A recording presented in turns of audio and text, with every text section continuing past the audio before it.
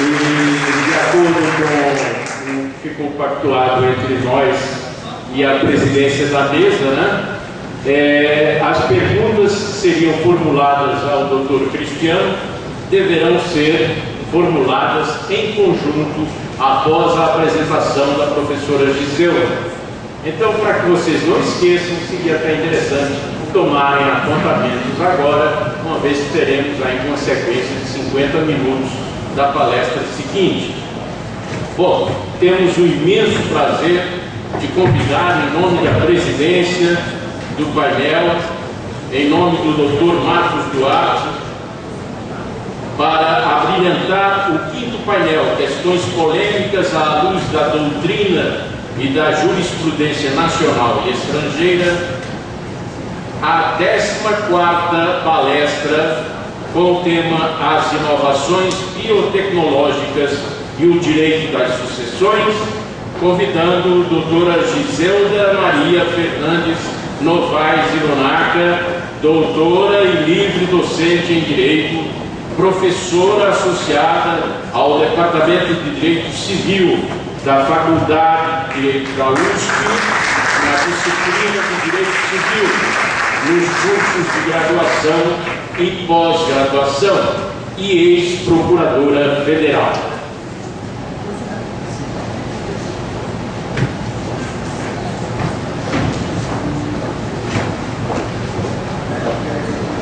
Bem, depois, como eu falei para vocês, nós teríamos uma aula sobre contrato e realmente tivemos. Eu gostaria que vocês anotassem alguns pontos, eu acho importante, eu pelo menos anotei os meus, em relação à aula que tivemos com o professor Cristiano Cacetani.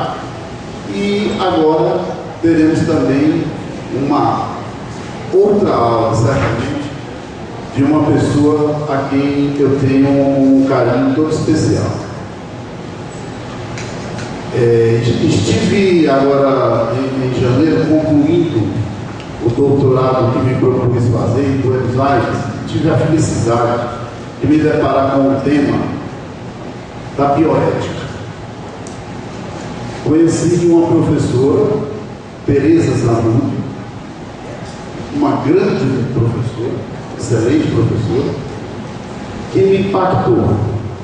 Durante 2 semanas eu convivi com essa professora e com esse tema que conhecia superficialmente, até porque a minha primeira graduação, a minha primeira formação, a minha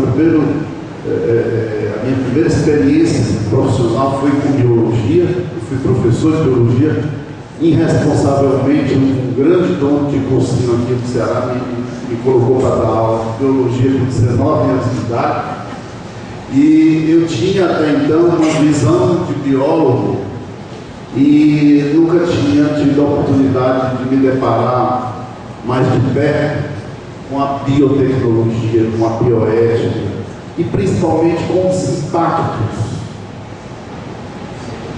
das novas técnicas da biotecnologia, da inseminação artificial, da reprodução lateral, a gestação de substituição, e principalmente com essa revolução que é a bioética e os seus impactos no direito privado. Aquilo me causou eu saí tonto de Buenos Aires até me acostumar com tanta coisa, com tantas possibilidades que teremos e que a gente vê como ficção científica até esse assunto, pela distância, achamos que isso ainda é coisa do futuro, e na verdade isso está presente mais do que o que a gente pensa no nosso dia a dia. E me causou mais impacto ainda saber dos graves problemas que nós temos, das graves lacunas que nós temos no nosso ordenamento jurídico com relação a esses temas. E me causou mais impacto ainda que, coincidentemente, ao chegar em Buenos Aires, aqui em Fortaleza, fui convidado para participar de um debate na televisão com donos de clínicas de reprodução assistida. E aquilo me preocupou bastante, Como é que estão sendo feito o congelamento desses embriões? Onde está sendo, até onde vai o direito à preservação da identidade desses doadores e o conflito com o direito à identidade genética e outras questões de ordem sucessória que a professora Giselda aqui irá tratar. Foi por isso que sugeri ao organizador do evento, jornalista Fabiano Henrique, que trouxesse, se não a maior, mas uma das maiores autoridades brasileiras nesse assunto. A professora Giselda conhece muito bem esse tema e com um grande diferencial, que é do IBBFAM. E tem o afeto como valor jurídico não só no discurso, mas ela em si já é o afeto. Então, deixo com vocês a professora Giselda.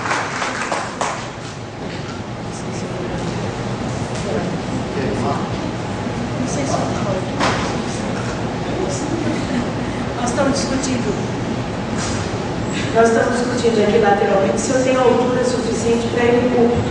Ah, sim. O microfone baixo. Não é o microfone, é o púlpito.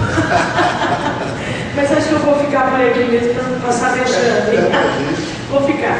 Obrigada. Muito bom dia a todos. Prazer em revê-los, amigos aqui do estado de Ceará, a terra linda dos verdes mares. Ainda ontem e hoje eu tenho olhado realmente para os mares de vocês. Eu sei que eles são verdes, exatamente como diz o romance famoso do seu mais famoso autor, Iracema. Eu já fui agraciada aqui no estado do Ceará com muita lagosta, porque eu sei o primeiro capítulo e o segundo decoro do livro de Iracema. Então, quando eu falo o primeiro capítulo e tudo, me dão lagosta, me dão castanho, e me dão siri, siricá, e todas as coisas. E eu estava pensando em falar para vocês, porque quem sabe alguém me dá lagosta, ou me dá castanho. Mas realmente aqui estão os verdes mares bravios de minha terra natal, onde canta a jandaia nas flores da Carnaúba. Uma beleza de terra. Estou muito feliz por estar aqui, agradecendo ao Dr. Sabino pelo fato do convite, muito feliz por encontrar na presidência dessa mesa meu amigo Marcos Duarte, por quem tenho grande apreço, e meu filho acadêmico, Cristiano Cacetari, moço que amo de paixão e que tem um talento inigualável, como viram, na condição de dar as suas palestras, de ministrar as suas aulas. Eu ri sozinha na ponta da cadeira, quando ele ia indo para o final da sua fala, e ele disse assim: "Ô turma", então ele não diferencia um evento de uma sala de aula, ele trata todos como esse lugar maravilhoso que é para nós, os professores, na sala de aula. Então, prazer em revê-lo também, Cristiano. Espero que sua família esteja bem. Outra coisa que eu queria lhes dizer é que eu adoro vir para cá, para o Nordeste, mas especialmente para os estados do Ceará e Rio Grande do Norte, porque o meu nome muda, a maneira de pronunciar o meu nome muda. Lá no Sudeste, de onde venho, eu me chamo Giselda, mas aqui eu me chamo Giselda. E Giselda é tão bonitinho. Eu só não sei como fazer que os paulistas me chamem de Giselda, porque se eu pudesse fazer me chamar assim, eu faria. Então, hoje o meu mestre de cerimônia me chamou de Giselda e eu fico toda empolada. Falta lagosta. Por enquanto só falta lagosta. Qualquer coisa depois eu declamo, tá? Todo o primeiro capítulo eu sei. Eu estou muito contente por ter sido convidada para este tema tão atual. Acabou de dizer o Dr. Marcos Duarte que esse tema é atual e às vezes parece até uma coisa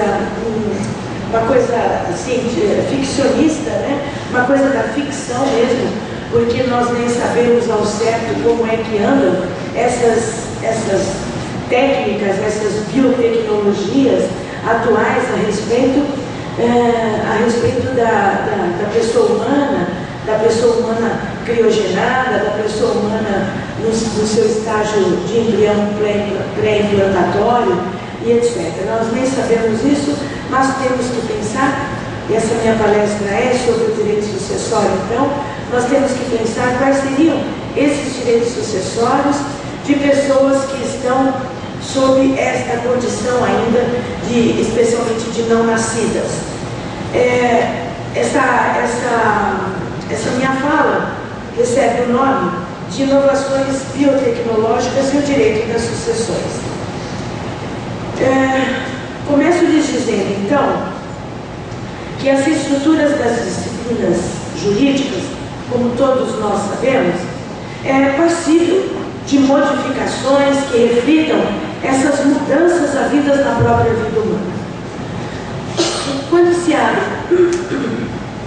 uma prática nova na experiência humana, na sociedade ou nas práticas técnicas ou científicas, não é raro, então, que esta mudança logo seja repercutida pelo próprio direito. Claro, todo fato novo bate às portas do nosso direito, embora que o direito caminhe para o nosso gosto pessoal, para o gosto pessoal de todos os senhores, sem dúvida, um pouco mais atrasadamente, tardiamente do que os fatos poderiam estar a exigir.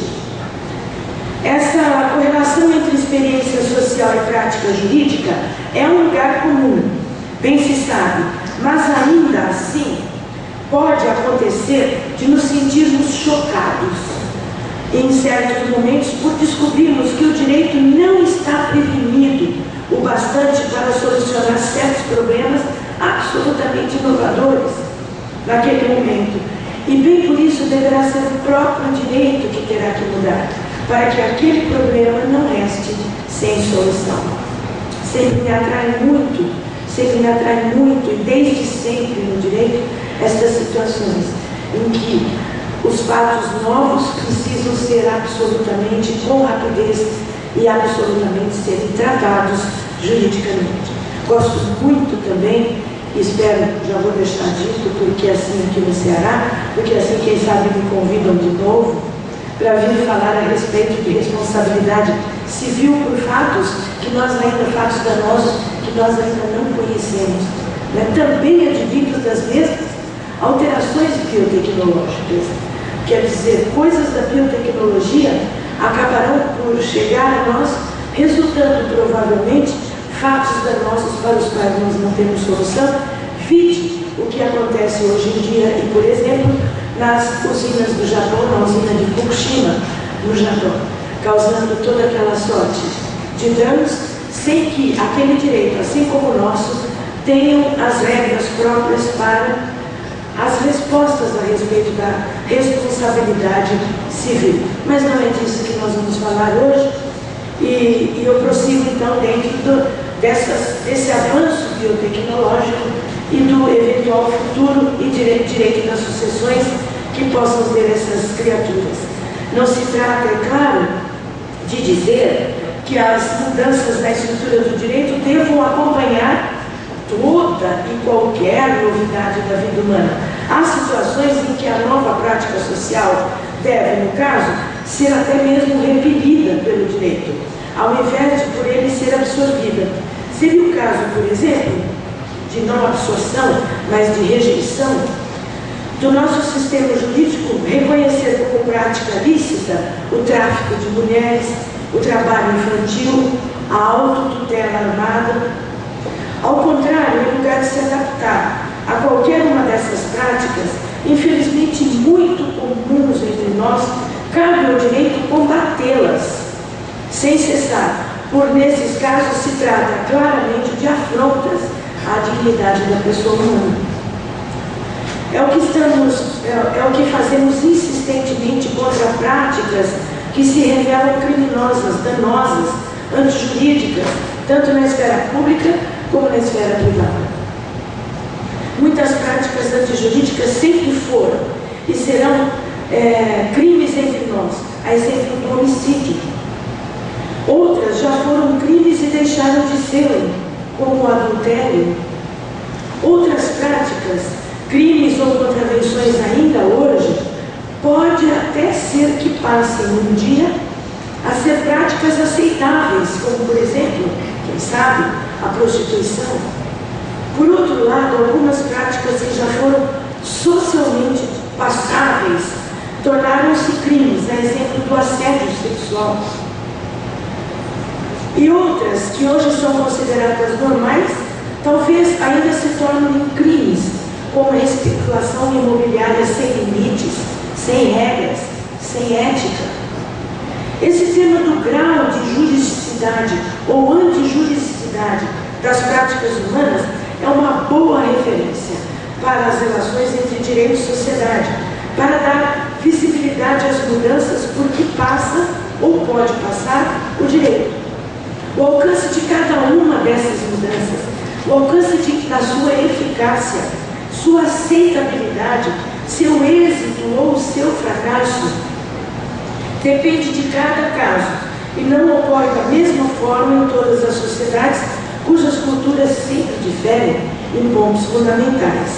Mas o fato é que não há sociedade que não seja dinâmica e, correlatamente, não há sistema jurídico imune a mudanças ditadas pelas transformações no interior das sociedades.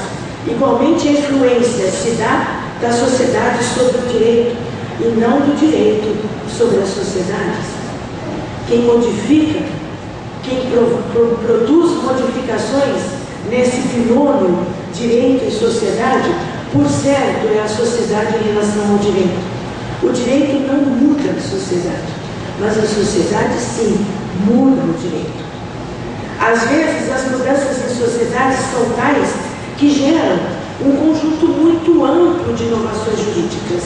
Quando essas inovações são tais e tantas que se perde a consistência do sistema jurídico original, é chegada a hora. É chegada a hora de modificar o próprio sistema. Essa regra vale tanto para a perspectiva de uma Constituição como para a perspectiva de um Código Civil.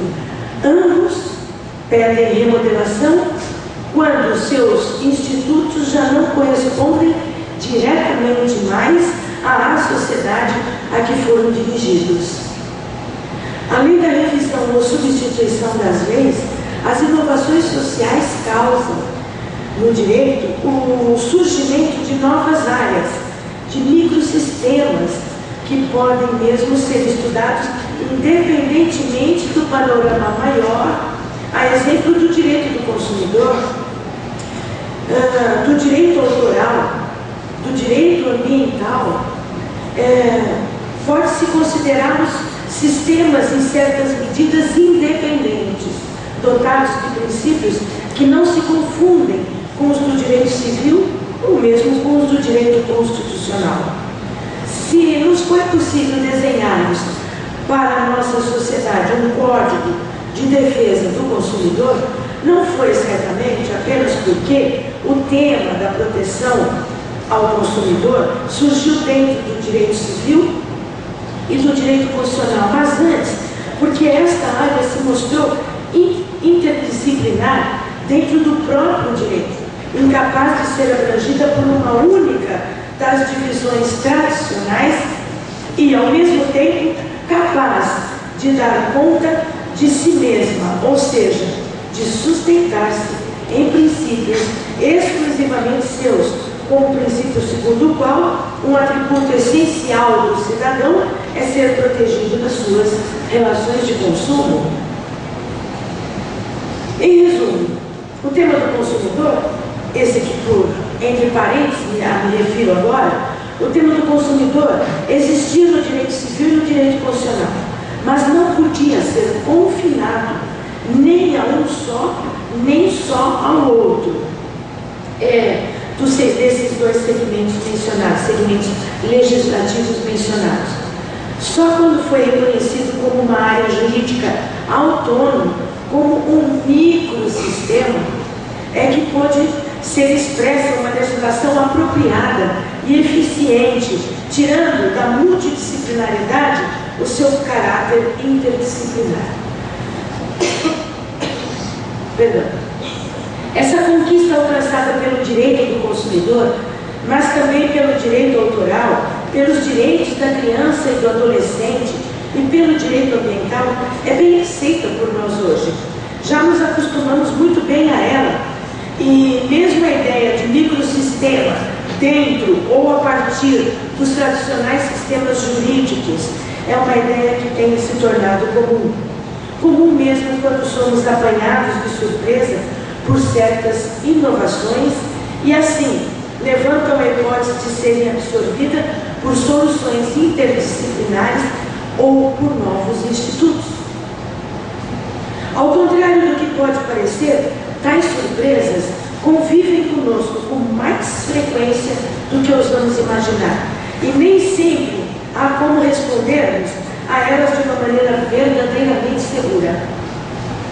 Dito de outra forma, há certas novidades humanas que, mesmo sendo inevitáveis ou irrecusáveis, não podem ser solucionadas pelos mecanismos jurídicos disponíveis nesse momento, no nosso país. E porque não conseguimos, na condição de juristas, nos adaptarmos com facilidade a certos conjuntos de inovações, acabamos por nos confundir na tentativa de reorganizar nosso próprio sistema jurídico. A expressão biodireito é hoje o resultado mais evidente de nossa dificuldade em lidar com inovações humanas. Não é possível definir biodireito com a mesma facilidade com que se chegou, por exemplo, à definição do direito consumerista ou mesmo do direito ambiental.